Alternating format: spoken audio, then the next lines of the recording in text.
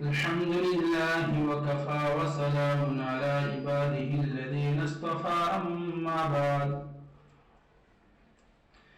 فأعوذ بالله من الشيطان الرجيم بسم الله الرحمن الرحيم قال الله تبارك وتعالى في القرآن المجيد فتلقى آدم من ربه كلمات فتاب عليه إنه هو التواب الرحيم قلنا اهبطوا منها جميعا فإما يأتينكم مني هدى فمن تبع هداي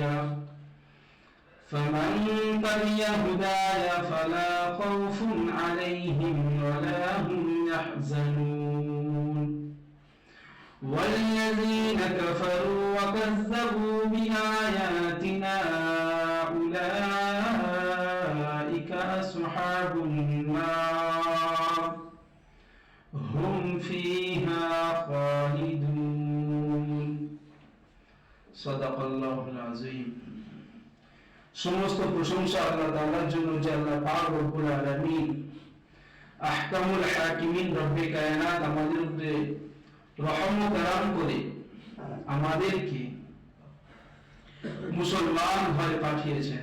সকলে তেরা শুকরিয়া জ্ঞাপন করতে গিয়ে সমবেত কণ্ঠে বলি আলহামদুলিল্লাহ। অতঃপর শত সহস্র দরুদ এবং সালামের ধারা বর্ষিত হোক হুজুর আলাইহি সালাতু ওয়াস সালামের উপর। সকলে বলি সাল্লাল্লাহু আলাইহি ওয়াসাল্লাম। আল্লাহ পাক রব্বুল আলামিন সূরা বাকারা 37, 38 এবং 39 নম্বর আয়াতে কি বলেছেন সেই বিষয়ে আলোচনা হবে ইনশাআল্লাহ। ওমা তাওফীক ইল্লা বিল্লাহ আলাইহি তাওয়াক্কালতু ওয়া ইলাইহি মুনীব। আল্লাহ পাক রব্বুল আলামিন যিনি হযরতে আদম আলাইহিস সালাতু ওয়াস সালামের সৃষ্টি করলেন, করার পরে অনেক কথা হয়েছিল। আজকে তিনি বলছেন ফাতালাক্কা আদম মির রাব্বিহি কালিমাতিন ফাতাবা আলাইহি। তারপর হযরত আদম আলাইহিস সালাতু ওয়াস সালাম তার প্রতিপালকের নিকট হতে কিছু বাণী প্রাপ্ত হলেন। ফাতাবা আলাইহি, তিনি তার প্রতি ক্ষমা প্রদর্শন করলেন। ইন্নাহু হুয়াত তাওয়াবুর রহিম, নিঃসন্দেহে তিনি অত্যন্ত ক্ষমাশীল, পরম দয়ালু।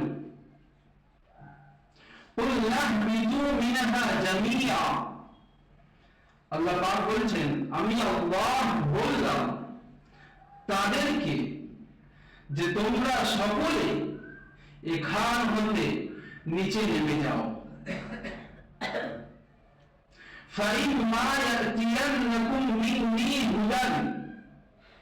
আর যখন তোমাদের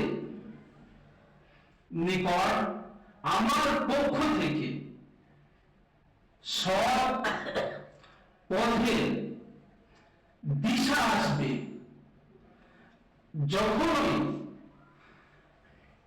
তখন যারা ফামান তাবিয়া হুদায়া, তখন যারা আমার সৎ পথে অনুকরণ করবে, ফালা খাউফুন আলাইহিম ওয়ালা হুম ইয়াহজানুন,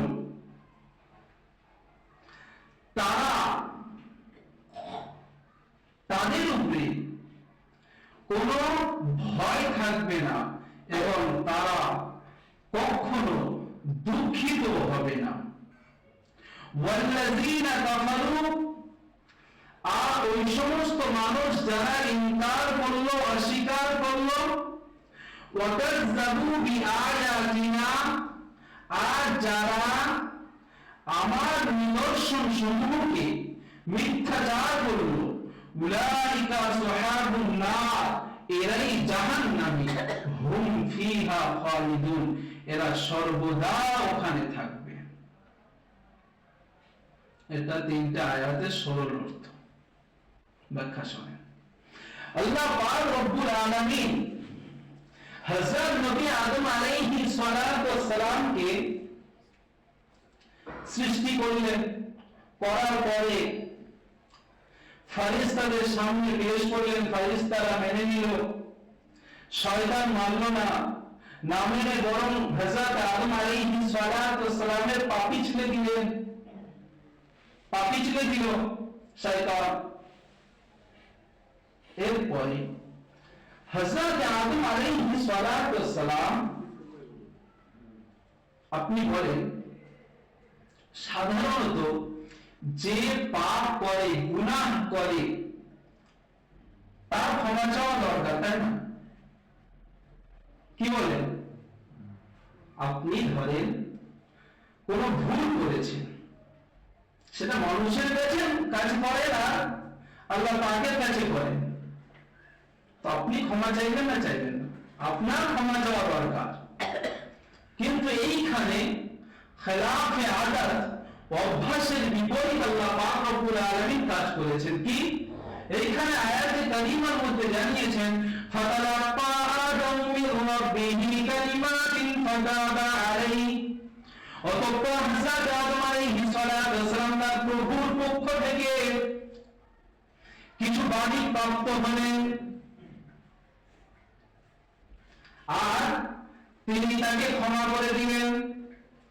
দেখেন, ফাতালাক্কা আদম মির রাব্বিহি কালিমাতিন, আল্লাহ পাক রব্বুল আলামিনের থেকে কিছু কালিমা হযরত আদম আলাইহিস সালাতু ওয়াস সালাম পেলেন। এইখানে একটা কেমন মত হয়ে যাচ্ছে না যে ভুল করেছে হযরতে, ভুল না, হযরত আদম আলাইহিস সালাতু ওয়াস সালামের থেকে কিছু হয়ে গিয়েছিল, সেটা হওয়ার পরে হযরত আদম আলাইহিস সালাতু ওয়াস সালাম ক্ষমা চাইলেন, তা না করে কি আল্লাহ পাক রব্বুল আলামিনের থেকে কিছু কালিমা পাচ্ছেন। এখানে ব্যাপার শুনেন, হযরত মুফাসসিরিন কিরামরা জানিয়েছেন যে হযরত নবী আদম আলাইহিস সালাতু ওয়াস সালাম যে আল্লাহ পাকের কাছে ক্ষমা চাইবেন, নবীরা আল্লাহ পাকে খুব চেনেন, চেনেন না চেনেন না বলেন? মারিফাত, আপনি আর আমি যতটা আল্লাহ পাককে চিনি না, আমাদের থেকে আউলিয়ায়ে কিরামরা বেশি চেনেন না চেনেন না বলেন? সাহাবায়ে কিরামরা আল্লাহ পাককে চিনতেন না চিনতেন না, আম্বিয়ায়ে কিরামরা তাদের থেকেও বেশি চিনতেন আল্লাহ পাকের। তো হযরত আদম আলাইহিস সালাতু ওয়াস সালাম এটা নিয়ে ভাবছেন যে কি করা যায়, আমার থেকে তো এরকম হয়ে গেল, আমি আল্লাহ পাক রব্বুল আলামিনের কাছে ক্ষমা চাইলে আল্লাহ আরো নারাজ হবে না তো? সুবহানাল্লাহ। আমি আমার প্রভু রব্বে কায়নাত আল্লাহ পাক রব্বুল আলামিনের কাছে ক্ষমা চাইবো, আল্লাহ নারাজ তো হয়ে যাবে না? এই ভয়ে চাইতেই পাচ্ছেন না। কি বলেন? এই ভয়ে আল্লাহ পাকের কাছে ক্ষমা চাইতে পাচ্ছেন না। আর আমরা ভুল করব জেনে বুঝে, তারপরে বলবো যে আল্লাহ তো ক্ষমাকারী, আল্লাহ মাফ করে দেবেন। আফসোস, হযরত নবী আদম আলাইহিস সালাতু ওয়াস সালামের এই অবস্থা দেখে আল্লাহ পাক রব্বুল, আচ্ছা এখানে একটা কথা, আল্লাহ পাক দিনের খবর জানেন না জানেন না বলেন? আল্লাহ পাক বেশক সকলের দিনের খবর, মনে কি ধারণা করছি আমি আর আপনি, এটা জানেন না জানেন না? তা হযরত আদম আলাইহিস সালাতু ওয়াস সালাম মনে মনে চিন্তা করছিলেন না যে আল্লাহ পাকের কাছে ক্ষমা চাইবো, আল্লাহ আরো নারাজ তো হয়ে যাবে না? একটা জিনিস থেকে বারণ করেছিল, আমি শয়তানের প্রবঞ্চনায় পড়ে করে ফেলেছি, আবার ফের ক্ষমা চেয়ে আরো নারাজ করবো বলে চাইতেই পারছেন না। না চেয়ে এরকম অবস্থায় আছেন, তখন আল্লাহ পাক রব্বুল আলামিন হযরত নবী আদম আলাইহিস সালাতু সালামের দিনের খবর জানতে পেরে তখন কি করলেন? কিছু কালিমা শিখিয়ে দিলেন। সেটা আল্লাহ পাক বলেছেন, ফাতালাক্কা আদম মির রাব্বিহি কালিমাতিন ফাতাবা আলাইহি। তারপর হযরত আদম আলাইহিস সালাতু সালাম তার প্রভুর নিকট হতে কিছু কালিমা, কিছু বাণী প্রাপ্ত হলেন, ফাতাবা আলাইহি। আর আল্লাহ পাক রব্বুল আলামিন তারপরে তার ক্ষমা করে দিলেন। ইন্নাহু হুয়া তাওয়াবুর রহিম, নিঃসন্দেহে তিনি অর্থাৎ আল্লাহ পাক রব্বুল আলামিন অত্যন্ত ক্ষমাশীল, পরম দয়ালু। সুবহানাল্লাহ বলবেন না? আচ্ছা, পাপ জানলে তবে তো আপনি পাপ থেকে ক্ষমা চাইবেন, কথা ঠিক নেই? কথা বলেন, বলেন। আপনি পাপ জানলে তবে তো ক্ষমা চাইবেন। যদি আপনি পাপ করেন আর যদি ভাবেন যে আমি ঠিক আছি, আমি যা আছি আমার মতন আর এই দুনিয়ায় কেউ নেই, আমি সব থেকে ভালো মানুষ, আপনার ক্ষমা চাওয়া সম্ভব হবে? বলেন, কখনো সম্ভব। পাপ জানলে তবে ক্ষমা চাওয়া সম্ভব হয়। এরপরে আল্লাহ পাক রব্বুল আলামিন জানাচ্ছেন, আমি বললাম হে আদম আলাইহিস সালাতু ওয়াস সালাম, তোমরা সকলে এখান থেকে নিচে নেমে যাও। হযরত আদম আলাইহিস সালাতু ওয়াস সালামকে হুকুম করার পরে কি বলছেন? ফাইম্মা ইয়াতিয়ান্নাকুম মিন্নী হুদান ফামান তাবিয়া হুদায়া। আর যখন আমার পক্ষ থেকে তোমাদের নিকট সৎ পথের দিশা আসবে, ফামান তাবিয়া, আর ওই সৎ পথ যে অবলম্বন করবে, অনুসরণ করবে, ফালা খাউফুন আলাইহিম, তাদের উপরে কি থাকবে না? কোনো ভয় থাকবে না। বলেন, আম্বিয়াদের দুনিয়ায় কিছু ক্ষতি হয়ে গেলে ভয় পেতেন? সাহাবায়ে কেরামদের দুনিয়ার কোনো ধন সম্পদ, দুনিয়ার কোনো মাল, দুনিয়ার কোনো জিনিস যদি অর্থ শর্ত ক্ষতি হয়ে যেত, এর কারণে দুঃখিত হতেন না, আর না কেউ দুনিয়ার কেউ ক্ষতি করবে এই ভয় পেতেন। সুবহানাল্লাহ। কি করতেন না? কেউ ক্ষতি করবে এই ভয় পেতেন না। কেন? যে আমার সঙ্গে আমার আল্লাহ আছে। কে আছে? আমার সঙ্গে আমার রব আছে, আমার সঙ্গে আমার মালিক আর আমার খালিক আছে। এই কারণে ভয় করতেন না। আর কিছু হয়ে গেলে তার জন্য যে আমরা গম্ভীর অবস্থায় থাকি, আমাদের মনে যেরকম পাহাড় ভিড়ে পড়ে, দুঃখিত হই, আমাদের কোনো মাল ধন দৌলত শেষ হয়ে গেলে, ক্ষতি হলে হয় না বলে, এরকমটাও হতেন না। সুবহানাল্লাহ বলে। আচ্ছা, তওবা, ওইখানে যে আল্লাহ পাক রব্বুল আলামিন বললেন যে তওবা তিনটি জিনিসের নাম। তওবা কয়টা জিনিসের নাম? তিনটা জিনিসের সমষ্টিকে তওবা বলে। নাম্বার 1 হলো আপনি অতীতে যেটা করেছেন সেটার উপরে শর্মিন্দা হওয়া, সেটার উপরে কি করা? লজ্জিত হওয়া, যে আমি একজন মুসলমান হিসেবে আমার করা উচিত না। আপনি নামাজ কাজা করেছেন, আপনি রোজা কাজা করেছেন, আপনি শরীয়তের হক মেরেছেন, তো এর জন্য কি লজ্জিত হওয়া। নাম্বার 2, বর্তমানে ওই জিনিসকে না করা। কি বলেন? ওই জিনিস না করা।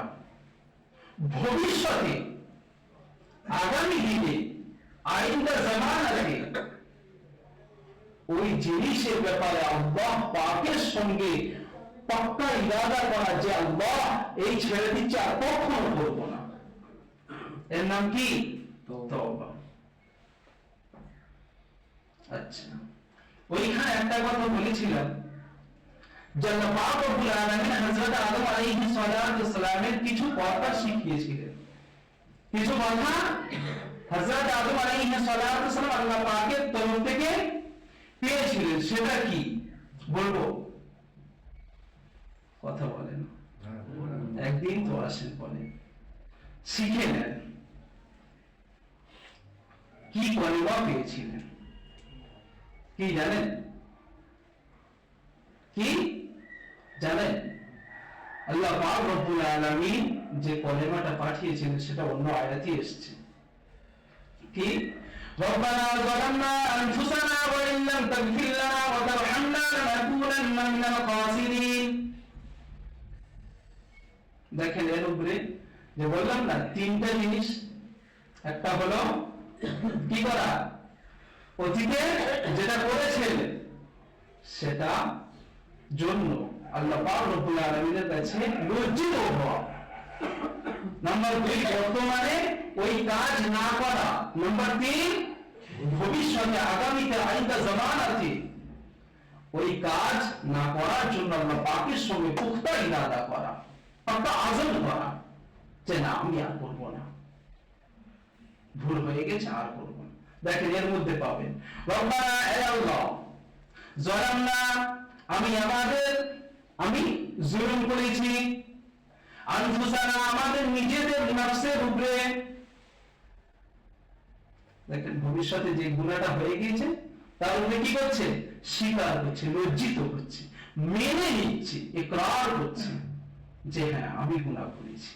রব্বানা যালামনা আনফুসানা ওয়া ইন লাম তাগফির লানা, আয় আল্লাহ আপনি যদি না মাফ করেন, আপনি যদি না মাফ করেন, ওয়া ইন লাম তাগফির লানা, আপনি যদি না মাফ করেন, তাহলে ক্ষমা চাচ্ছেন না চাচ্ছেন না? আরে আপনি যদি না মাফ করেন এর মানে কি? যে আল্লাহ ভুল করেছি আর করব না বলছি, আপনি ক্ষমা করে দেন। ওয়া ইন লাম তাগফির লানা, আল্লাহ আপনি যদি না মাফ করেন, ওয়া তারহামনা আপনি যদি না রহম করেন, মানে আগামীতে ওই গুনাহ থেকে যে বাঁচবো এর একটা আশঙ্কা চলছে না চলছে না? বলে ওয়া তারহামনা আপনি যদি আগামীতে গুনাহ থেকে না বাঁচান, আমার উপরে যদি রহম ও করম না করেন, দয়া যদি না করেন, লানাকুনান্না মিনাল খাসিরিন, তো আমি বড় ক্ষতিগ্রস্তদের মধ্যে হয়ে যাব। কাদের মধ্যে হব? ক্ষতিগ্রস্ত লোকেদের মধ্যে হয়ে যাব। অতএব আল্লাহ আমাকে মাফ করে দেন। এই কলেমাটা হযরত আদম আলাইহিস সালাতুস সালাম আর মা হাওয়া আলাইহিস সালাতুস সালাম আল্লাহ পাকের তরফ থেকে পেয়েছিল। এইখানে একটা কথা, ওইখানে কি বলেছেন? যে ওয়াল্লাযীনা কাফারু ওয়া কাযযাবু বিআয়াতিনা উলাইকা আসহাবুন নার হুম ফিহা খালিদুন। আর আল্লাহ পাক কি বলেছেন? যারা অস্বীকার করলো, ওয়া কাযযাবু বিআয়াতিনা, আর আমার আয়াত সমূহকে, আমার নিদর্শন সমূহকে যারা মিথ্যাচার করলো। নমরুদের আল্লাহ পাক মেরেছেন না মারেননি? ফেরাউনের দুইবে মেরেছেন না মারেননি? হামান, সাদ্দাত, কারুন, আবু জেহেল, আবু লাহাব এদের দুনিয়া থেকে জাহান্নামে পাঠিয়েছেন না পাঠাননি? বলে এই নিদর্শন যে বাস বান্দা তুই হামানের মতো হোসনি, বান্দা তুই কারুনের মতো হোসনি, বান্দা তুই আবু জেহেল, আবু লাহাবের মতো হোসনি, তো দুনিয়াও যাবে আখিরাতও যাবে। কি হবে? দুনিয়াও যাবে আখিরাতও যাবে। কি বলছেন আল্লাহ পাক? ওয়াল্লাযীনা কাফারু ওয়া কাযযাবু বিআয়াতিনা, যারা অস্বীকার করলো আর যারা আমার নিদর্শনকে মিথ্যাচার করলো। এই বিশাল আসমান, বিশাল জমিন, এটা তার নিদর্শন বলেন। আর আল্লাহ বলেন এতে সমস্যা নেই, বলেন না আল্লাহ কার নিদর্শন? আল্লাহ পাক রব্বুল আলামিন। চন্দ্র, সূর্য, তারকারা কি কার নিদর্শন? আল্লাহ পাক। এই বিশাল ফল ফুল, আপনার যে সবজিগুলো খান, যে পানি আছে, এর নিদর্শন কার? রব্বে কায়নাত আল্লাহ পাক রব্বুল আলামিন। এগুলোকে যারা কি করলো? মিথ্যাচার করলো, যে না না ওগুলো নিজের থেকে হয়, আল্লাহ পাক কিছু করে না, তারা শুনে রাখ। উলাইকা আসহাবুন নার, এরাই কি? জাহান্নামী। আল্লাহ পাক তাদের জন্য কি বলছে?